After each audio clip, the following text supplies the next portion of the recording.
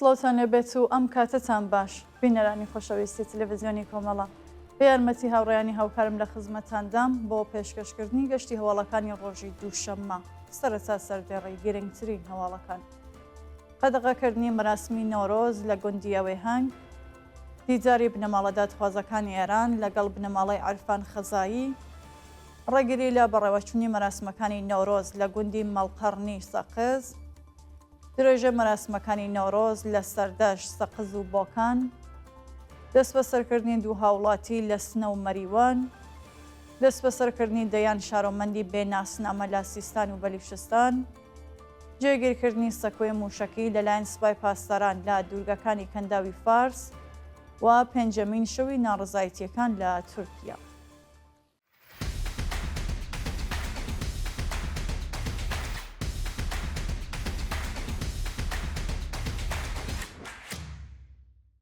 قەدەغەکردنی مەراسمی نۆرۆز لە گوندی ئەوێهەنگ بەپێی هەواڵی گەیشت و ڕۆژی دووشەممە چواری خاکەلێوەی 1404 هێزەکانی سوپای پاسداران ڕێگەیان لە بەڕێوەچوونی مەراسمی نۆرۆز لە گوندی ئەوێهەنگ کە پێشتر بانگەوازی بۆ کرابوو گرتووە. بەپێی ئەو راپۆرتە هێزەکانی سوپای پاسداران هەموو جادەکانی گوندی ئەوێهەنگیان داخستووە و ڕێگەیان لە هاتوچووی خەڵک گرتووە. بە وتەی سەرچاوەکانی هەواڵ سێ کەس لە چالاکانی مەدەنی بەناوەکانی ئێدریس حەیدەری، نەوشیروان حەیدەری و سیروان حەیدەری لە پەیوەندی لەگەڵ ئەو ڕێڕەسمەدا دەست بەسەرکراون. تا کاتی داڕەشنی ئەم هەواڵە هیچ زانیارێک لەسەر چارەنووسی دەست بەسەرکراوان و شوێنی ڕاگرتنیان لەبەردەستانیە. دیجاری بنەماڵە دادخوازەکانی ئێران لەگەڵ بنەماڵەی عەرفان خەزایی ڕۆژی یەکشەممە 3 خاکەلێوەی 1404 کۆمەڵێک لە بنەماڵە دادخوازەکانی ئێران چاویان بە بنەماڵەی عەرفان خەزایی لە گیانبەختکردوانی شۆڕەشی ژینا کەوتوو بۆ جارێکی دیکە یەکگرتووی خۆیان دووپات کردەوە.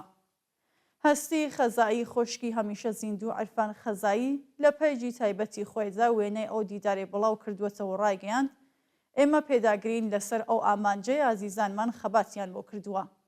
داوا لە خەڵکی ئێران دەکەین پیلانەکانی کۆماری ئیسلامی بۆ نانەوەی ئاژاوە لە نێوان نەتەوەکانی کورد و تورک پوچەڵ بکەنەوە سەدان ساڵە بێکێشە پێکەوە دەژین و ئێستاش یەک ئامانجمان هەیە ئەویش ئازادی ئێرانە.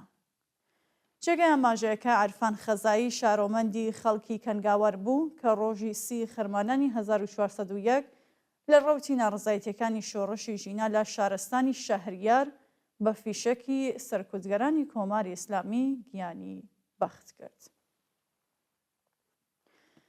ڕێگری لە بەڕێوەچوونی مەراسمەکانی نۆرۆز لە گوندی مەڵقەڕنی سەقز بەپێی هەواڵی گەیشت و ناوەندە ئەمنیەتیەکانی سەقز ڕێگەیان نەداوە مەراسمی نۆرۆز لە گوندی مەڵقەڕنی بەڕێوە بچێت.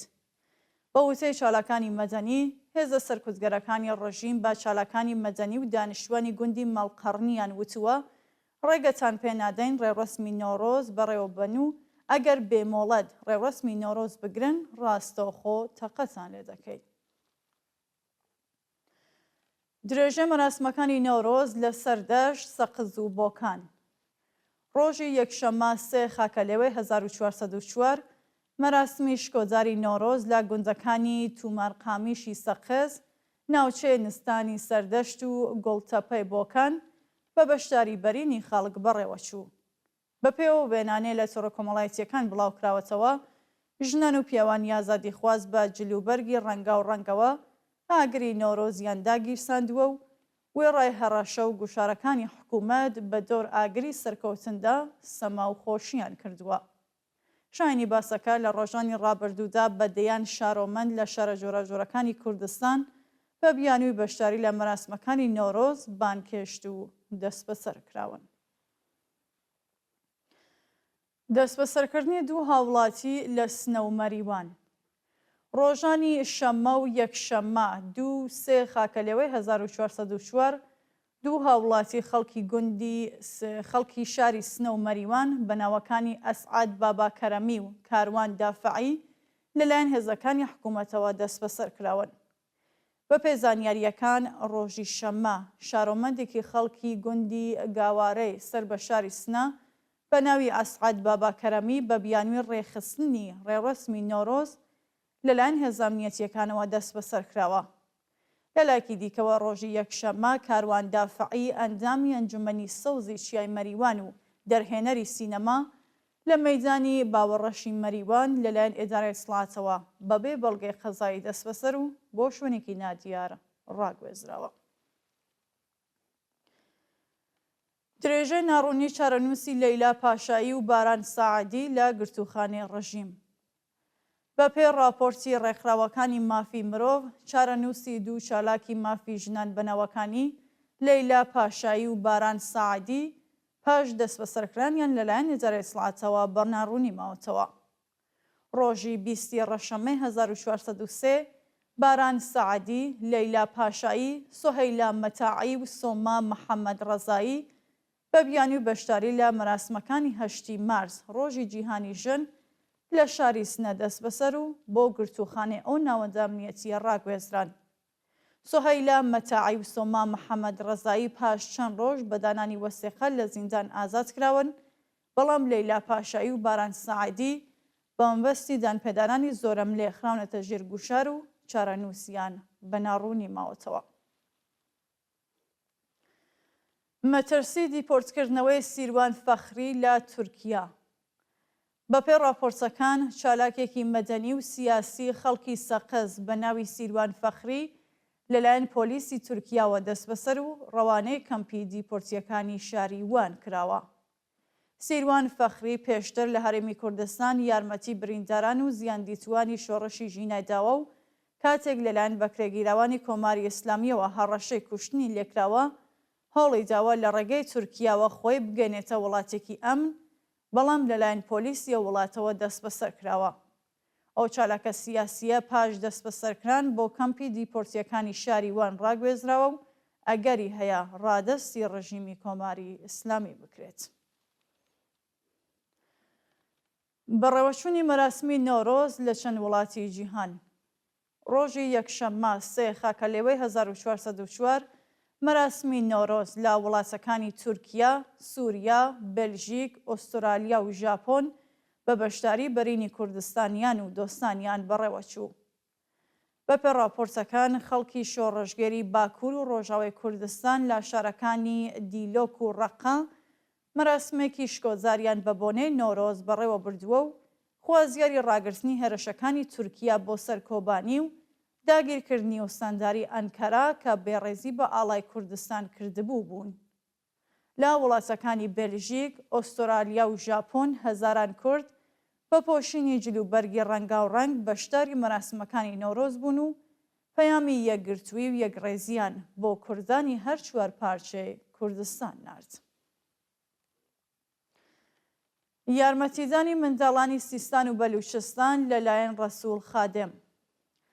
ڕەسوول خادم پاڵەوانی زۆرانبازی و کەسایەتی خۆشناوی وەرزشیێران لە گرتە ڤیدیۆیەکدا باسی لە دۆخی خراپی ژیان و معیشەتی کشانی سیستان و بەلوچستانی کرد و خوازیاری کۆکردنەوەی یارمەتی بۆ منداڵانی ئەو پارێزگایە بوو. ڕەسوول خادم لە گرتە ڤیدیۆیەکدا دەڵێت سفرەی منداڵانی سیستان و بەلوچستان بەتاڵە، ڕەنگە خزممان بن یان لە تەنیژ ماڵەکەماندا بژین. دەست و باڵی زۆربەی خەڵکی ئێرانیش بەتاڵە، بەڵام دەتوانین بە هەر ڕادەکە لە تواناماندا بێت یارمەتیان بدەین.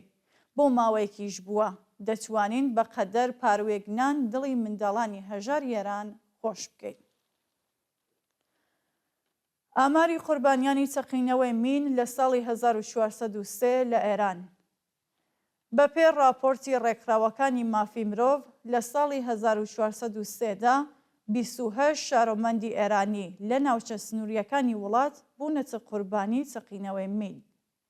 بەپێی ئامارەکان، 28 هاوڵاتی لە ساڵی ڕابردوودا بەهۆی تەقینەوەی مین بە سەختی بریندار بوون کە 9 کەسیان گیانیان لەدەستەوە و 19 کەس کە مەندان بوون. هەرچەند کۆماری ئیسلامی کۆنڤانسیۆنی پاکردنەوەی ناوچە مین ڕێژکراوەکانی واژۆ کردووە، بەڵام سوپای پاسداران لە ناوچە سنووریەکانی ئێران بە بیانووی ڕێگری لە قاچاغ هەزاران مینی چاندووە و بۆ هۆیەوە ساڵانە دەیان هاوڵاتی دەبنە قوربانی. دەست بەسەرکردنی دەیان شارۆمەندی بێناسنامە لە سیستان و بەلوچستان. هاوکات لەگەڵ ڕۆژانی نۆڕۆزدا ناوەندە ئەمنیەکانی ڕژیم لە پارێزگای سیستان و بەلوچستان هەڵمەتێکیان لە ژێرناوی سنوورداشکردنی شارۆمەندانی بێناسنامە دەست پێ کردووە. بەپێ راپۆرتی کەمپێنی شارەکانی بەلوچ لە ڕۆژانی ڕابردوودا دەیان شارۆمەندی بەلوچ بە بیانووی نەبوونی بەڵگەی پێناسا دەست بەسەر و بۆ وڵاتی ئەفغانستان سنوورداشکراون. دەست بەسەرکردنی توندەتیژیانەی شارۆمەندانی بەلوچ و بێڕێزیکردن بە کەسانی بێناسنامە فاشیزمی کۆماری ئیسلامی نیشانەدات و چالاکانی مەدەنی خوازیاری کاردانەوەی نەتەوە یەکگرتووەکان و کۆمەڵگەی جیهانی بەرامبەر بە پێشێلکاریەکانی ڕژیم لە بواری مافی مرۆڤ بوون. جێگیرکردنی سەکۆی موشەکی لەلایەن سوپای پاسداران لە دوورگەکانی کەنداوی فارس. لە سەروبەندی وەڵامی کۆماری ئیسلامی بە نامەکەی دۆناڵد ترامپ سوپای پاسداران هەواڵی جێگیرکردنی سەکۆ موشەکیەکانی لە 3 دوورگەی کەنداوی فارس بڵاو کردەوە. ڕۆژی یەکشەممە عەباس عەراقچی لە وەڵامی ڕۆژنامەواناندا ڕایگەیاند لەو بارودۆخەدا ناتوانین لەگەڵ ئەمریکا وتوێژ بکەین بۆ دانوستان لەگەڵ ئەمریکا ئەبێ هەندێک لە سیاسەتەکان بگۆڕدرێت. هاوکات بەرپرسانی عەرەبستان و ئێران لەسەر بارودۆخی ناوچەکە گفتوگۆیان کردووە و فەرماندەی هێزی دەریایی سوپای پاسداران وێنەی موشکێکی تازەی بڵاو کردووەتەوە کە توانایی بڕینی 600 کیلومتر ماوزای هەیە. هەروەها بەرپرسانی دەوڵەتی ئەمریکاش ڕایانگەیاندووە کە کۆماری ئیسلامی دەرفەتی نەماوە و تەنیا 2 بژاردەی لەبەردەستایە یان دانوستان یان جەنگ. پێنجەمین شەوی ناڕزایەتیەکان لە تورکیا. شەوی یەکشەممە 23 خاکەلەوەی 1404 هەزاران شارۆمەندی خەڵکی تورکیا لە چەندین شاریە وڵاتە دژ بە زیندانیکردنی ئەکرام ئیمامۆغڵو و ڕۆژانە سەرشەقام و خۆپێشاندانیان کرد. ڕۆژی ڕابردوو بەرپرسانی قەزای تورکیا ڕایانگەیاند کە بە فەرمانی دادستان ئەکرام ئیمامۆغڵو و 30 ئەندامی دیکەی شۆرای شار بە تۆمەتی گەندەڵی زیندانی کراون. هاوکات دەوڵەتی ئەردۆغان بە فەرمی ئەکرام ئیمامۆغڵوی لە پۆستەکەی دوور خستوەتەوە و لە جێگەی قەیۆمی دانا. هەڵسوکەوتی دەستگای قەزایی و دەوڵەتی ئەردۆغان ناڕزایەتی بەرینی لایەنگرانی حەزبی کۆماری خوازانی گەلان و خەڵکی وڵاتەی لێکەوتووەتەوە. شەوی ڕابردوو هەزاران شارۆمەندی تورکیا لە شارەکانی ئیستانبوڵ، ئەنکەرا، ئێزمیر، ئێسکی شەهیر، بورسا، مێرسین، ئادانا، ئانتالیا و چەند شاری دیکە بۆ پەنجەمین ڕۆژی بەردەوام دژ بە حکوومەتی ئەردۆغان خۆپێشاندانیان کرد. بە پێزانیاریەکان 343 خۆپێشاندەر لە ماوەی 5 ڕۆژی ڕابردوودا دەستبەسەرکراون و چەندین کەس لە تێکەڵچوون لەگەڵ هێزەکانی پۆلیسدا بریندار بوون. دووە هەواڵ خۆپێشاندانی شارۆمەندانی ئیسرائیلی دژ بە دەوڵەتی نێتانیاهو. شەوی یەکشەممە 3 خاکەلەوەی 1404 هەزاران شارۆمەندی ئیسرائیلی دژ بە دەوڵەتی ڕاستگەرای نێتانیاهو ڕۆژانە سەرشەقام و خوازیاری ئاگربەز لەگەڵ حەماس و ئازادی دیلەکانی دەستیە و گروپە بوون. پاشەوەی حەماس مەرجەکانی دەوڵەتی ئیسرائیلی بۆ دەستپێکردنی قۆناغی دووەمی ئاگربەز ڕەت کردەوە، ئەرتەشی ئیسرائیل سەر لە نوێ هێرشەکانی بۆ سەر غەزە دەست پێ کرد و لە چەند ڕۆژی ڕابردوودا زیاتر لە 500 فەلەستینی لە بوردمانی غەزە گیانیان لەدەستاوە و بەدەیان کەس بریندار بوون. شەوی ڕابردوو فڕۆکەکانی ئیسرائیل نەخۆشخانەی ناسریان بوردمان کرد و بۆ هۆیەوە 41 کەس گیانیان لەدەستا کە زۆربەیان منداڵ بوون. هاوکات هەزاران شارۆمەندی ئیسرائیلی بۆ چەندەمین شەوی بەردەوام دژ بە سیاسەتەکانی دەوڵەتی نێتانیاهو خۆپێشاندانیان کردووە و خوازیاری کۆتایی هێنان بە شەڕ، ئازادی دیلەکانی دەستی حەماس و دەست لە کارکێشانەوەی دەوڵەتی نێتانیاهو و کابینەکەی بوون. بینەرانی خۆشەویست هەواڵەکانتان پێشکەشکرا هەر شاد و ئاسوودە بن.